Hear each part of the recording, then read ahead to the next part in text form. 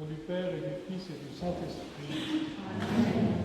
Voici donc arrivé au troisième dimanche de Carême qui s'intitule le pain de vie. Vous venez d'entendre l'évangile, le pain de vie. C'est clair pour tous ceux qui ont entendu l'évangile, mais combien l'entendent?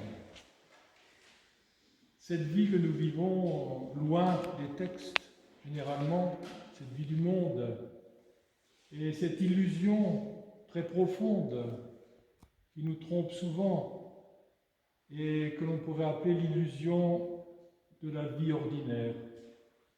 C'est le titre d'un chapitre d'un livre de René Guénon. Ça m'avait frappé à l'époque où je l'ai lu, ça fait déjà un moment, l'illusion de la vie ordinaire. Ah, nous y sommes dans la vie ordinaire.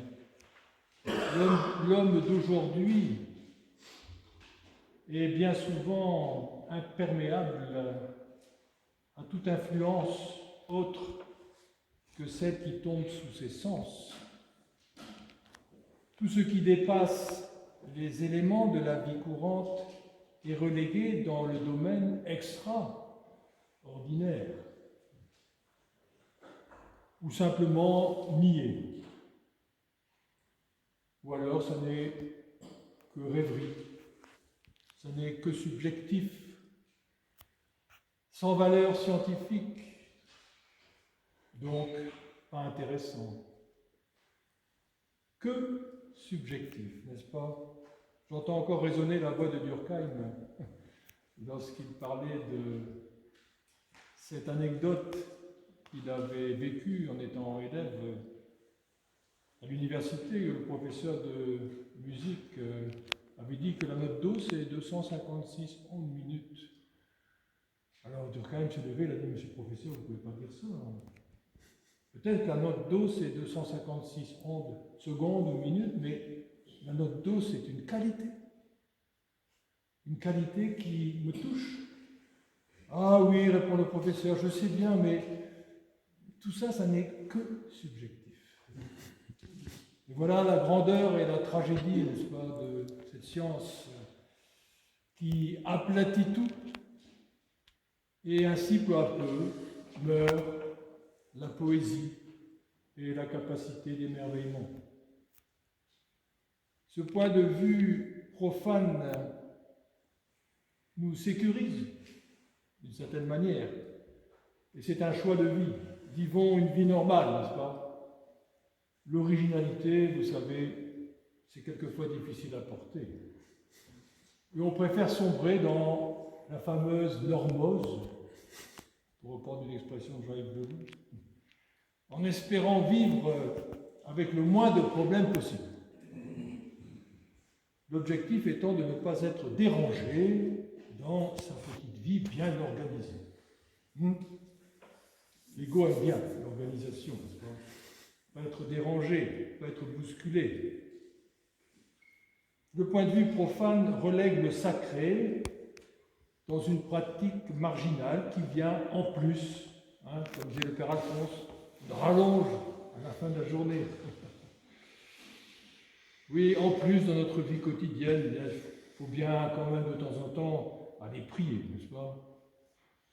Alors, évidemment, tout ça, ça n'a pas beaucoup de sens, et peu à peu, tout s'éteint. Il faut dire que dans le christianisme aujourd'hui, toutes ces exigences ascétiques sont quelque peu tombées en désuétude et qu'au final, chacun s'attache à vivre une sorte de mardi gras perpétuel. L'objectif final étant la satisfaction, bien entendu, immédiate. On n'attend plus maintenant, c'est tout de suite. La satisfaction immédiate de nos désirs. Et puis, en fait, chacun est libre de vivre sa vie à sa guise, quand même. C'est une attitude fondatrice, mais dans le respect de la liberté individuelle des autres. Bien.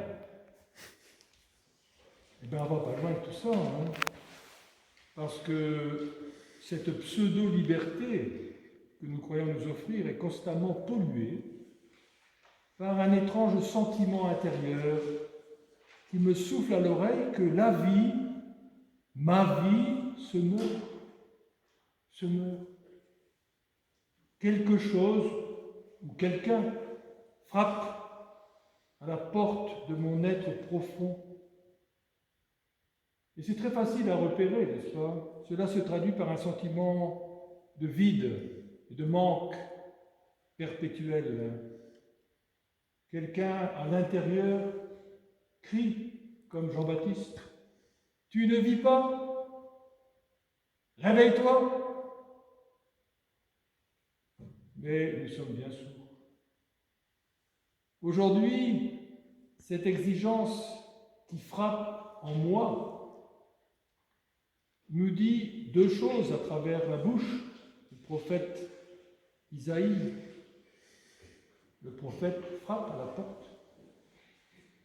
Premièrement, la façon dont vous vivez votre ascèse religieuse n'a pas de valeur. C'est du plaqué-or sur votre vie existentielle. Cette pratique ne vous transforme pas. Pire, elle vous rend mauvais, susceptible, irritable. Non. Vous ne jeûnez pas pour faire entendre en haut votre voix, et vos efforts sont une violence que vous faites à votre être, dit-il.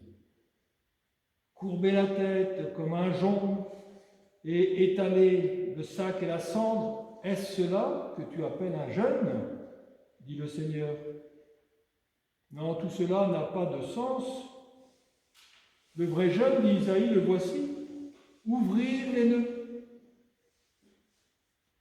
délier les faisceaux de l'entrave, renvoyer libres les opprimés.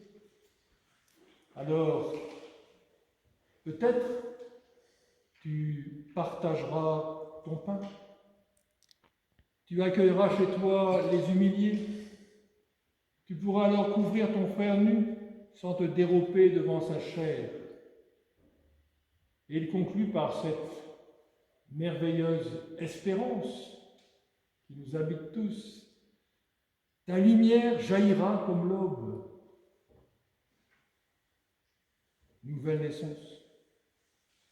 Ta cicatrice germera vite, guérison. Ta justice ira devant toi, témoignage. La gloire d'Adonai te rassemblera. La gloire d'Adonai te rassemblera. Réunification de l'être en Dieu pour un chemin de déification.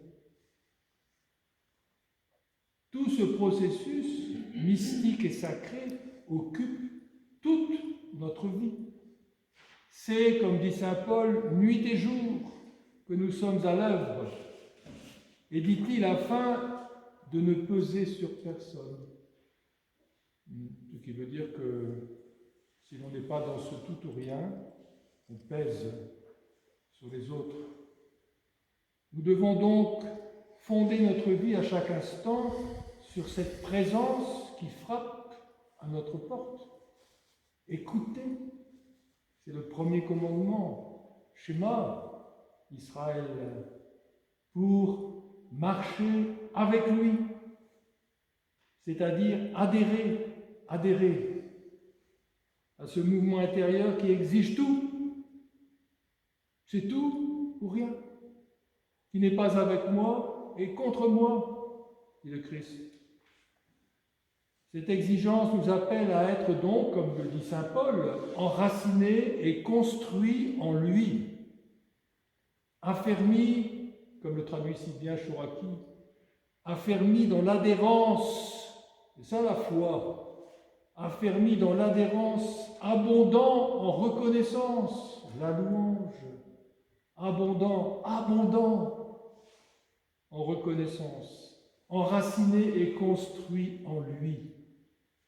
Oui, en dehors de lui, nous ne pouvons rien faire. Alors, le pain de vie, qui est cette présence, va devenir mon orientation, mon axe, ma nourriture essentielle.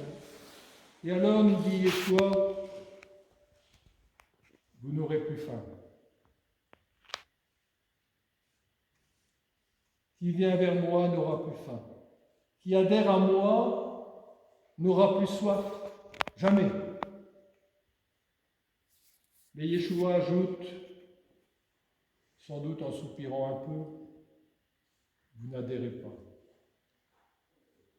Vous n'adhérez pas. L'adhérence, c'est, pour reprendre une phrase que le Père Alphonse aimait particulièrement, l'intensité de la vigilance permanente. L'intensité de la vigilance permanente. C'est être relié à chaque instant à cet espace céleste en nous que l'on appelle l'esprit et qui est accessible directement par la présence au corps que je suis. La totalité dans ce corps que je suis. Sentir, disaient les pères, jusqu'à la sensation du divin. Amen, amen, je vous le dis, dit le Christ, celui qui adhère à la vie en pérennité. La vie. Il a la vie en pérennité, ici et maintenant. Donc nous sommes appelés, durant ce carême, à retrouver ce sens de la vie, apprendre à adhérer. Au Seigneur soit la gloire, la puissance et l'honneur dans tous les siècles des siècles. Amen.